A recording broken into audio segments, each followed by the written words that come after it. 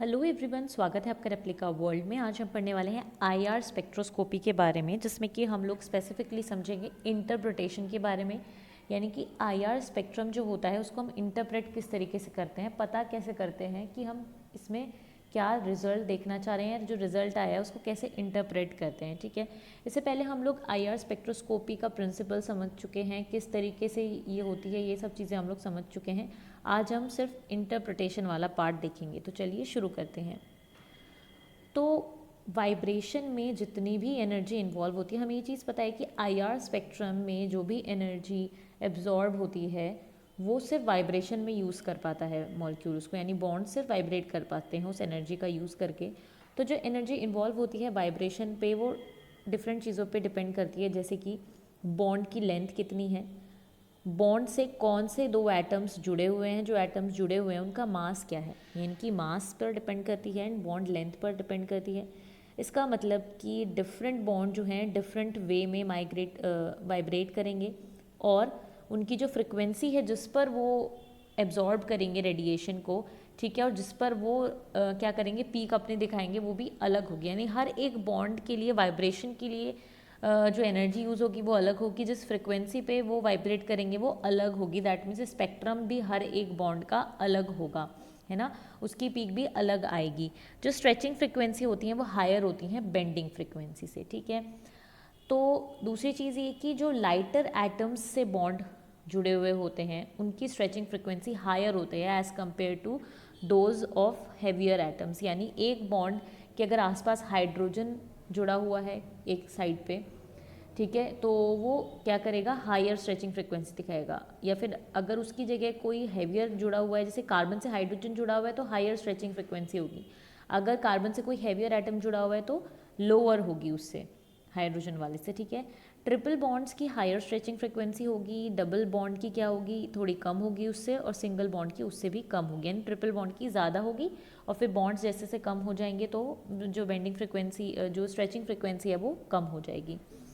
ठीक है, अब एक इम्पॉर्टेंट चीज़ ये है कि जो हमारा आईआर स्पेक्ट्रम होता है उसके जो रेडिएशंस होते हैं वो 4000 सेंटीमीटर इन्वर्स से लेकर 650 सेंटीमीटर इन्वर्स तक के होते हैं। अब ये जो टोटल रीजन है आईआर स्पेक्ट्रम का, इसको हम दो रीजन में स्प्लिट कर सकते हैं। एक होता है फंक्शनल ग्रुप रीजन और दूसरा होता है फिंगरप्रिंट रीजन। ठीक है, तो functional group region and fingerprint region के बारे में बात करते हैं। सबसे पहले हम लोग बात करते हैं फंक्शनल ग्रुप रीजन के बारे में।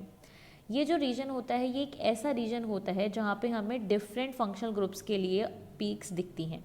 फंक्शनल ग्रुप तो आपको पता ही होगा, जैसे कि एल्कोहल हो गया, ठीक है, इसके अलावा एल्डिहाइड हो गया, कीटोन हो गया, या कार्बोक्सिल एसिड हो गया। तो इन फंक्शनल ग्रुप्स की अलग अलग पीक होती हैं, हर एक फंक्शनल ग्रुप की अलग पीक होती है, पर जो फंक्शनल ग्रुप की पीक होती है वो फंक्शनल ग्रुप रीजन में देखने को मिलती हैं। ठीक है, वो आगे हम समझेंगे कि किसी भी फंक्शनल ग्रुप में हमें किस किस टाइप की पीक देखने को मिलती हैं। ठीक है, जैसे कि हमारा एल्कोहल हो गया तो इसमें हमें एक तो OH की पीक देखने को मिलेगी, एक हमें CO की पीक देखने को मिलेगी, एक CH की पीक देखने को मिलेगी, है ना। इसी तरीके से एल्डिहाइड में अलग अलग हमें देखने को मिलती हैं पीक्स। तो फंक्शनल ग्रुप की जितनी भी पीक्स होती हैं वो हमें फंक्शनल ग्रुप रीजन में देखने को मिलती हैं। जैसे एग्जाम्पल हमारा CH स्ट्रेचिंग वाइब्रेशन जो है वो यूजुअली इतने फ्रिक्वेंसी पे अपीयर होती है, 3200 सेंटीमीटर इन्वर्स से लेकर 2800 सेंटीमीटर इन्वर्स तक। ऐसे ही OH की जो स्ट्रेचिंग वाइब्रेशन है वो 3700 से लेकर 3500 सेंटीमीटर इन्वर्स के बीच में देखने को मिलती हैं। तो ये इसी में ही देखने को मिलेंगी। तो इस पे अगर कोई भी पीक हमें देखने को मिल रही है इस फ्रिक्वेंसी पे, दैट मीन्स हम क्या समझेंगे, दैट मीन्स हम ये समझेंगे कि ये उसी चीज़ की पीक है। यानी हर एक पीक की अपनी एक फ्रिक्वेंसी होगी। जब हर एक की अपनी एक फ्रिक्वेंसी होगी, दैट मीन्स कि उस फ्रिक्वेंसी पे अगर कोई पीक आ रही है तो हम समझ जाएंगे कि कौन सी है। अगर 3700 3500 के बीच में कोई पीक आ रही है तो इसका मतलब वो OH की हो सकती है। इस तरीके से हम इंटरप्रेट करते हैं। ठीक है, और क्योंकि यहाँ पे फंक्शनल ग्रुप रीजन में डिफरेंट डिफरेंट पीक्स आती है तो ये एक तरीके से मार्कर की तरह भी काम करती हैं कि फंक्शनल ग्रुप को हम पता लगा सकते हैं कि इस कंपाउंड में ये वाला फंक्शनल ग्रुप है तभी ये पीक्स आ रही हैं। ठीक है, दूसरा रीजन आता है फिंगरप्रिंट रीजन। ये हमारा होता है 1200 से लेकर 700 सेंटीमीटर इन्वर्स के बीच में, और उससे पहले वाला जो रीजन था वो सारा क्या था, फंक्शनल ग्रुप रीजन था। तो 1200 से लेकर 700 सेंटीमीटर इन्वर्स के रीजन को हम फिंगरप्रिंट रीजन कहते हैं। ठीक है, ये रीजन होता है थोड़ा सा कॉम्प्लिकेटेड होता है, इसमें बहुत सारी एब्जॉर्प्शंस हमें देखने को मिलता है, डिफरेंट पीक्स हमें छोटी छोटी देखने को मिलती हैं। यहाँ पे कार्बन के लिए जो हमारा कंपाउंड होता है उसका जो मेन स्केलेटन होता है, जैसे कार्बन कार्बन या फिर कार्बन नाइट्रोजन इस तरीके की, या फिर और भी बेंजीन के लिए भी यहाँ पे बैंड्स देखने को मिलते हैं, पीक्स देखने को मिलते हैं, ठीक है। तो यहाँ पे ये सब पीक्स देखने को मिलती हैं। इसको इतना कॉम्प्लिकेटेड इसलिए कहा जाता है क्योंकि यहाँ पे बहुत सारी पिक्स आपको देखने को मिलेगी और उसको आइडेंटिफाई कर पाना एक बहुत ही हैवी टास्क होता है। इसको फिंगरप्रिंट रीजन क्यों कहा जाता है? क्योंकि देखिए, फिंगरप्रिंट का मतलब क्या होता है कि जो किसी और के पास वैसी ही चीज़ ना हो। जैसे कि हमारे फिंगरप्रिंट्स होते हैं, वो हमारे फिंगरप्रिंट दूसरे से मैच कभी नहीं कर सकते। वो हमारे लिए क्या होता है, बिल्कुल अलग होते हैं, स्पेसिफिक होते हैं हमारे लिए, ठीक है। तो यहाँ पे भी ये होता है कि हर एक कंपाउंड जो है, मान लीजिए 2 कंपाउंड है हमारे, जैसे मान लीजिए एक है C2H5OH और एक है CH3OH, यानी एक है मेथनॉल एक है इथेनॉल। तो यहाँ पे जो फंक्शनल ग्रुप की वजह से पीक आएगी वो तो दोनों में सेम होगी क्योंकि दोनों ही अल्कोहल्स हैं, ठीक है। पर फिर भी हम मिथेनॉल और इथेनॉल में डिफ्रेंशिएट कर सकते हैं on the basis of their fingerprint region, यानी उनका जो फिंगरप्रिंट रीजन होगा मिथेनॉल का इथेनॉल का वो अलग होगा और इसी बेसिस पे हम डिफ्रेंशिएट कर पाएंगे कि एक मिथेनॉल है एक इथेनॉल है, ठीक है। तो फंक्शनल ग्रुप की जो पीक्स हैं वो सेम हो सकती हैं डिफरेंट कंपाउंड्स में, इसलिए हो सकती है क्योंकि फंक्शनल ग्रुप सेम है। जैसे मिथेनॉल इथेनॉल है तो दोनों एल्कोहल्स ही, ठीक है। तो फंक्शनल ग्रुप रीजन तो उनका सेम होगा, तो उससे तो हम डिफ्रेंशिएट उसको कर नहीं पाएंगे दोनों को, पर जो उनका फिंगरप्रिंट रीजन होगा वो अलग होगा, ठीक है। तो फिंगरप्रिंट रीजन उनका अलग होगा, इसीलिए हम उन दोनों को डिफ्रेंशिएट कर पाएंगे। तो यही वाली बात है कि फंक्शनल ग्रुप तो सेम हो सकता है, फंक्शनल ग्रुप रीजन 2 कंपाउंड्स का, क्योंकि उनके पास सेम फंक्शनल ग्रुप है, बट उनका जो फिंगरप्रिंट रीजन है वो बिल्कुल डिफरेंट होगा। जैसे कि हर एक पर्सन का अलग फिंगरप्रिंट होता है उसी तरीके से, ठीक है। तो 2 डिफरेंट मॉलिक्यूल्स में have similar functional groups regions but they will always have different fingerprint regions, ठीक है। और उसी बेसिस पे हम इन कंपाउंड्स को डिफरेंशिएट कर पाते हैं, ठीक है। ये चीज़ हम लोग समझ गए। एक और इम्पॉर्टेंट चीज़ है, जैसे कि हमारे पास CH बॉन्ड है, ठीक है, कार्बन हाइड्रोजन बॉन्ड है हमारे पास। तो कार्बन हाइड्रोजन बॉन्ड जो है उसकी एक स्पेसिफिक फ्रिक्वेंसी होगी कि इतनी फ्रिक्वेंसी पे वो एब्जॉर्प्शन दिखाएगा। बट देखो, हर एक बॉन्ड जब एक अलग कंपाउंड में जाता है तो वो अलग एटमॉस्फेयर से सराउंडेड होता है। कहने का मतलब ये है कि अगर जैसे कार्बन हाइड्रोजन बॉन्ड ही है, उसके आसपास के जो बॉन्ड्स हैं उस पर भी डिपेंड करेगा कि स्पेक्ट्रम कैसा बनेगा, है ना। जैसे कि कार्बन हाइड्रोजन बॉन्ड के आसपास कोई अगर डबल बॉन्ड है या कोई ट्रिपल बॉन्ड है, सिंगल बॉन्ड है, किस तरीके के एटम्स अटैच हैं, ठीक है, इससे भी कार्बन हाइड्रोजन के एब्जॉर्प्शन फ्रिक्वेंसी पे फ़र्क पड़ेगा। तो इसीलिए क्योंकि एक पर्टिकुलर बॉन्ड भी अलग अलग कंपाउंड्स में अलग अलग इन्वायरमेंट में हो सकता है, तो उनकी फ्रिक्वेंसी पे भी असर पड़ता है, फ्रिक्वेंसी ऑफ वाइब्रेशन पे भी, ठीक है। No 2 molecules of different structure have exactly the same infrared absorption pattern, ठीक है। जो इंफ्रारेड स्पेक्ट्रम होगा कोई 2 कंपाउंड्स का, जब तक कि वो कंपाउंड एक जैसे नहीं है, एक नहीं हो सकता, यानी कि अगर 2 अलग अलग कंपाउंड्स हैं, डिफरेंट कंपाउंड्स हैं, तो उनका जो इंफ्रारेड एब्जॉर्प्शन पैटर्न होगा, यानी जो स्पेक्ट्रम होगा वो डिफरेंट होगा। कुछ रीजन सेम हो सकते हैं, जैसे फंक्शनल ग्रुप रीजन सेम हो जाएगा तो फिंगरप्रिंट रीजन अलग होगा।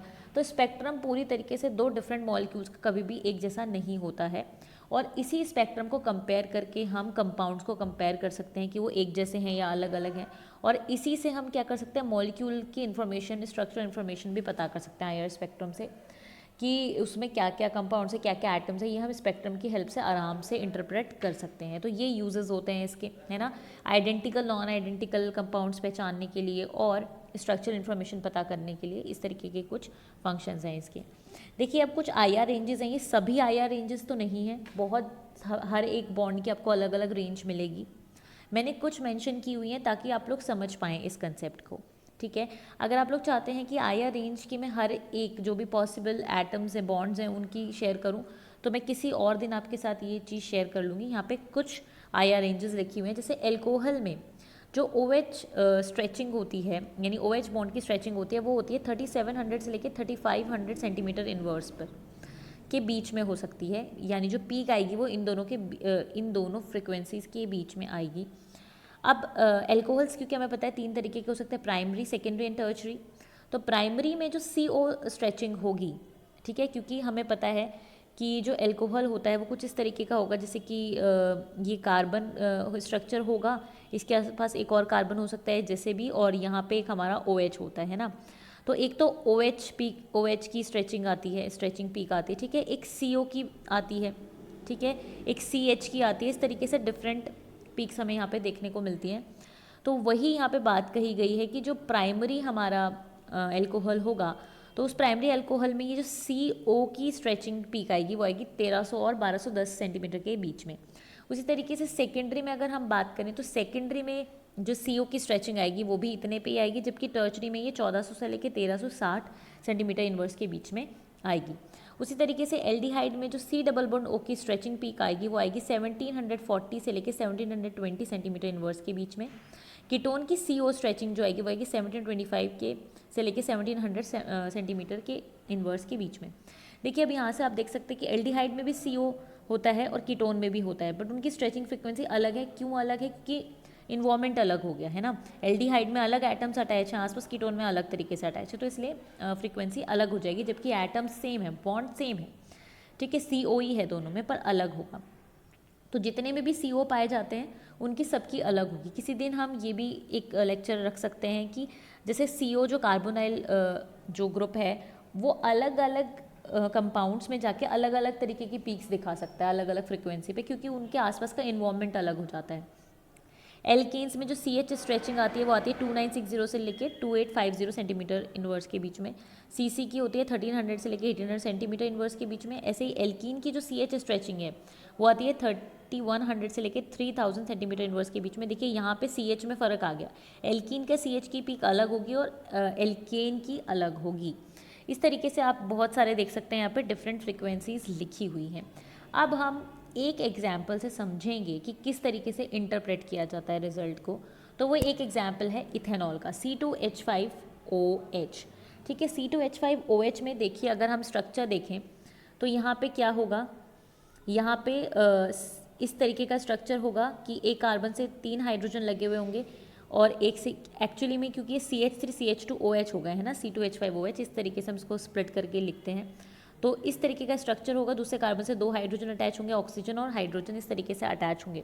तो यहाँ पे जो हमें पीक्स देखने को मिलेंगी वो देखने को मिलेगी एक तो OH की, जो कि जिसका एब्जॉर्प्शन होगा 3600 सेंटीमीटर इनवर्स के आसपास, यानी क्योंकि ये पूरी रेंज होती है तो रेंज में हम एक मिड वैल्यू ले सकते हैं। इसकी रेंज होती है 3700 से 3500 के बीच में, ये हमने अभी देखा है ना।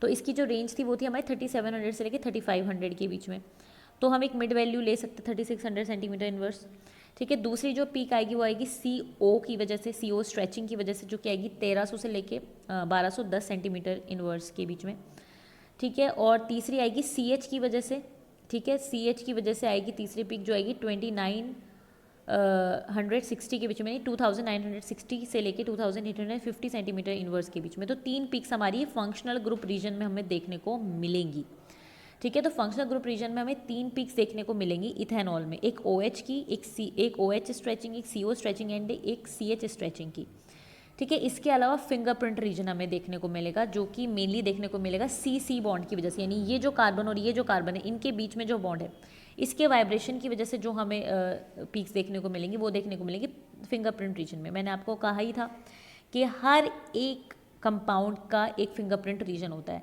तो इसका फिंगरप्रिंट रीजन दूसरे अल्कोहल से बिल्कुल अलग होगा। तो फंक्शनल ग्रुप, ये जो फंक्शनल ग्रुप है ये सेम होगा, इथेनॉल का भी, मिथेनॉल का भी, प्रोपेनॉल का भी, सबका सेम होगा, ठीक है। हाँ, टर्चरी और सेकेंडरी में जाएंगे तो थोड़ा हल्का बहुत अलग हो सकता है, जैसे CO स्ट्रेचिंग थोड़ी अलग हो सकती है, CH स्ट्रेचिंग थोड़ी सी अलग हो सकती है, पर प्राइमरी अल्कोहल जितने हैं उनका ये फंक्शनल ग्रुप रीजन सेम होगा।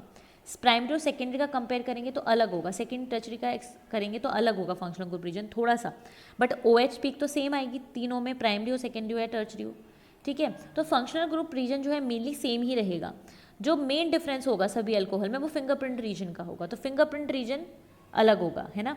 तो यहाँ पे 2 रीजन्स होंगे, फंक्शनल ग्रुप में ये पीक्स आएंगी इथेनॉल में, और फिंगरप्रिंट में जो पीक आएगी वो आएगी कार्बन कार्बन की वजह से, ठीक है। तो इस तरीके से अगर अब हम इसका स्पेक्ट्रा देखना चाहें किस तरीके से होगा, तो स्पेक्ट्रा में कुछ ज़्यादा नहीं है इसकी, बस इसी जो फ्रिक्वेंसी इसी पे पीक आएंगे। जैसे कि अगर हम एक बार देखना चाहें तो किस तरीके से होगा इसमें, तो जैसे कि ये हमारा है, तो यहाँ पे ये जो स्पेक्ट्रम होता है यूजुअली एब्जॉर्बेंस, वाई एक्सिस पे एब्जॉर्बेंस या परसेंटेज ट्रांसमिटेंस होती है, और यहाँ पे हमारा वेव नंबर होता है और कभी कभी वेव लेंथ भी होती है। तो हम ये मान के चलते हैं कि ये एब्जॉर्बेंस और वेव नंबर के बीच में है, यूजुअली इसी तरीके से होता है। तो वाई एक्सिस पे एब्जॉर्बेंस एंड एक्स एक्सिस पे वेव नंबर, ठीक है। तो यहाँ पे सबसे पहली पिक देखने को मिलती है 3600 पे, तो आपको एक पीक देखने को मिलेगी 3600 पे, जो कि OH की वजह से देखने को मिलेगी। This will be because of OH stretching. उसके बाद आपको एक CH स्ट्रेचिंग पे देखने को मिलेगी, उसकी वजह से देखने को मिलेगी, जो कि 2960 यानी 2960 और 2850 सेंटीमीटर इनवर्स के बीच में देखने को मिलेगी एक पीक। और फिर एक पीक आपको देखने को मिलेगी 1300 से 1210 सेंटीमीटर के बीच में। और फिर आगे आपको बिलो 1300 देखने को मिलेगा एक फिंगरप्रिंट रीजन, इस तरीके का एक फिंगरप्रिंट, छोटी छोटी पीक्स आपको देखने को मिलेगी। फिंगरप्रिंट रीजन आपको देखने को मिलेगा बिलो 1300, और 1300 से पहले पहले आपको ये फंक्शनल ग्रुप की 3 पीक देखने को मिलेंगी, OH, CO और CH की। ठीक है, तो इस तरीके से ये स्पेक्ट्रम हमारा हो जाएगा इथेनॉल का। इसी तरीके से सभी स्पेक्ट्रम में बहुत सारी पीक्स, कोई भी आप कंपाउंड लेंगे उसमें बहुत सारी पीक्स आपको देखने को मिलेंगी, कुछ फंक्शनल ग्रुप की, कुछ फिंगरप्रिंट की। ठीक है, फिर उनको इंटरप्रेट हम करते हैं। वैसे तो आजकल इस तरीके के सॉफ्टवेयर आ रहे हैं कि हम जैसे ही जो आता है, जो स्पेक्ट्रम आता है उसको वहीं के वहीं जो कंप्यूटर होता है वही एनालाइज इंटरप्रेट कर लेता है कि ये पीक आई है। आपको खुद से एक चार्ट लेके बैठ के इंटरप्रेट करने की ज़रूरत उसको नहीं है, बट इस तरीके से ये इंटरप्रेट किया जाता है। तो आज हमने समझा कि किस तरीके से हम IR स्पेक्ट्रोस्कोपी का इंटरप्रिटेशन करते हैं, रिजल्ट का, यानी स्पेक्ट्रम को किस तरीके से हम रीड करते हैं, पता लगाते हैं। तो आज के लिए सिर्फ इतना ही। मैं उम्मीद करती हूँ वीडियो आपको अच्छी लगी होगी। अच्छी लगी तो लाइक ज़रूर करें, शेयर करें और एप्लीकेबल को सब्सक्राइब करें।